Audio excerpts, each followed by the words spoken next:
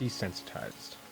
This single word has been used by many to blatantly label the culture of people as brainwashed or perhaps numb. Historically taboo and sensitive ideas such as depiction of violence and sex are constantly written off as uncivilized. As the world changes, so does the media we ingest.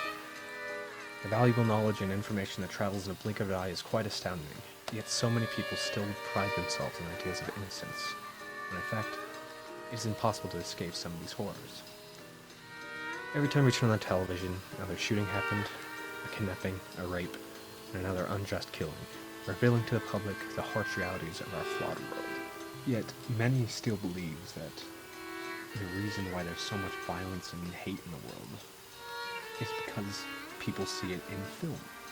Whether it be a war film that depicts a violent battle that took place in history, or moms being offended by Deadpool because they took their kids to see a superhero film, it's easy to see the public outcry for censorship because we need to protect our kids, even though it's really easy to just look down and see the rating at the very bottom, and that's what it's there for, right?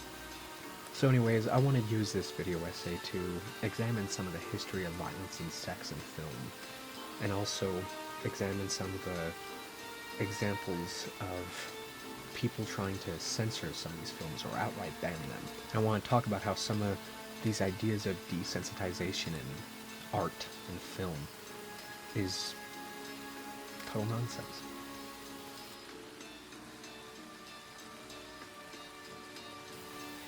According to the Los Angeles Times, some of the first violent films were westerns done by Edwin S. Porter, specifically The Great Train Robbery, released in 1903. Featuring several shootouts, a man being bludgeoned to death by a piece of coal, and a close-up of a gun being fired at the camera. Truly the beginning of a violent generation. It's honestly foolish to believe that the films like this were going to affect the population in a violent way, seeing how this time was very difficult for a lot of people and it wasn't going to get any better from there. Once World War I and the Great Depression hit, film almost stood at a standstill. Films weren't being made and there was nobody there to pay to watch these films. Yet violence still existed, so once the late 20s and 30s hit, business started to boom again, with hundreds of different films, variety of subject matters, and ideas that are still expressed in film today. Because of this, a lot more variety of film could be produced, including films with ideas of sexual and violent natures. Truth is, people coming back from wars didn't want to see plays and dramas about love. They just came back from one of the most horrific times in the world. So in turn, film started to get a lot more serious, a lot more heavy ideas and themes. Some new technical ideas was also in order to create some of these effects of violence, because it would create a lot more realistic scenes and a lot more drama. One of these first inventions was called a squib, which is basically a device put into the actor's body that would squirt blood out when someone's shot or stabbed. According to Screen Rant, one of the first films to use a squib was a western called A Run of the Arrow, which looks very culturally appropriate, starring Charles Bronson, which fits.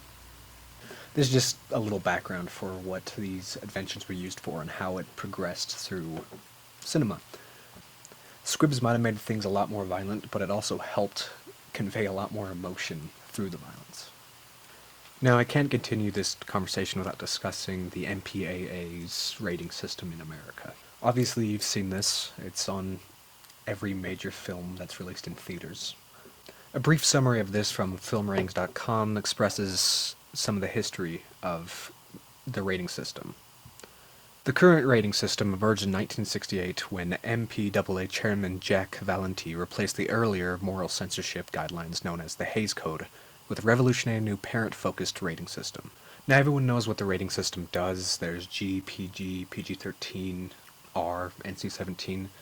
All of them are pretty much self-explanatory. R and NC-17 are the most heavily restricted kinds of films, and you usually have to be ID'd if you want to go see it at a movie theater or buy a DVD. It's difficult to have a film be rated NC-17. In fact, there is a short list for how many films were publicly released that are NC-17. Personally, I've only seen one film that's NC-17, and that's Sam Raimi's original Evil Dead, which is just a splendid film, but there's just one scene that makes it NC-17. Now, an argument by many people who want films like this censored is that our films are getting worse and worse, showing a lot more scenes of graphic nudity or graphic violence, and I guess people want to know when it's going to stop. Well, I suppose this brings us to current day film, and one director that comes to mind whenever you think of violence is, of course, Quentin Tarantino.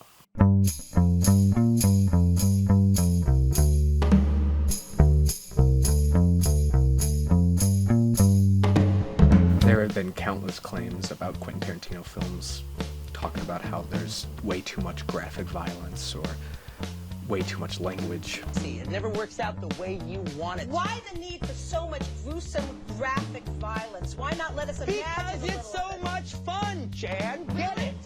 Say what you want about the guy, but he makes damn good films. Whether it be because of the good acting, good dialogue, good writing. Regardless, they're always sure to be a hit. In fact, he's probably the last great director who hasn't jumped ship to a streaming service yet. He still makes the movie he wants to make, and I think that's a good thing. Unfortunately, some of his films consist of historical depictions, and a lot of people think that's in poor taste because, well, it didn't happen that way. Whether it be the Manson family being butchered by Brad Pitt or Hitler being mowed down in a theater. It's not historically accurate, yet it's still fun to watch. And I guess that's my awful segue into the ideas of fun with context. And context just might be the most important thing when it comes to violence in film. People don't watch movies like John Wick to watch Keanu Reeves win acting. They watch it to watch Keanu Reeves fight a weird assassin cult. Context matters. A filmmakers can add context to what they're creating. Without that, it would be a nightmare, and it wouldn't be a good film. It needs character development, good rounded scenes. Yet so many people just take it at face value of, oh, it's violent, oh, it swears a lot, oh, there's sex scenes in it. While it's perfectly acceptable to not like a film because of those things, just turn on the TV and watch the news. You won't get any context there. You just see some of the terribleness of the world and you're supposed to just keep it locked in your head. Film can give us access to moral dilemmas, and we can figure out whether or not it's a good thing that what's being portrayed on the screen is good or bad. It's really just the viewer's choice, and this argument for censorship, well, censorship already exists. There's a rating system for a reason. If you don't want to see too much graphic stuff, and don't watch anything above a PG-13. The truth is, film is pretty much a critique of the real world. It looks at some of the dilemmas and problems we have in our society and takes that into an artistic and almost enjoyable way of looking at it, or not enjoyable. But to say that we need to stop films from being created by absolutely fantastic creators just because it could be violent, it could be sexual, and it could damage somebody is completely an incorrect observation. We are desensitized. There's no question about that. Every day you wake up, you get desensitized to something more and more, and film isn't doing anything to prevent that or make it worse. It's entertainment while also a message. But in the end, film is just another art form. It's fun, it's scary, it's entertaining, it's unsettling. And who are we to stop that?